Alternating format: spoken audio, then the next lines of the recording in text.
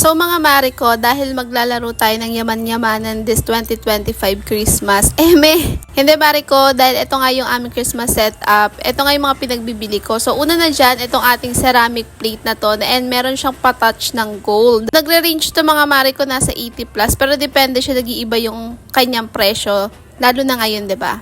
So, ito naman next, ito yung ating mga kutsara. So, set ko naman din siya nabili mare ko. Gold na naman yan mare. So, parang yung mga nasa Korean siya, spoon and fork na rin siya. Tapos yung ating placemat na meron nakadesign na Merry Christmas. Affordable lang din to mare ko. Bali, 3 na yung binili ko dyan. Nakagandahan dito mare ko, meron na din sila iba-ibang color. Pero ako ito yung red na may pagka-white, ganon. Kasi nga red Christmas yung team namin ngayon. So 3 pieces na yan yung aking chinek out. Tapos bumili na rin ako ng pang table napkin. And syempre itong ating tablecloth. Mura lang din to mga mare ko.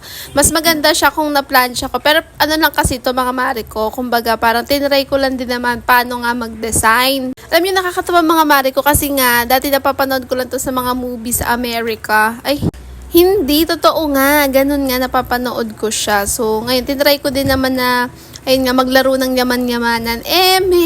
So, ganito yung pagtupi ko nung sa table napkin. Hindi pa ako masyadong marunong dyan. And ito naman yung pinaka-setup ko nga dito sa aming table. Nilagay ko na yung plate, yung table napkin, yung mga kutsara, and syempre itong wine glass. Nakakatuwa mga mare ko kasi ang lakas talaga nito maka-aesthetic. Sobrang ganda niya mga mare ko. Kaya ako nag-iisip din kayo ng table setup. Try nyo to.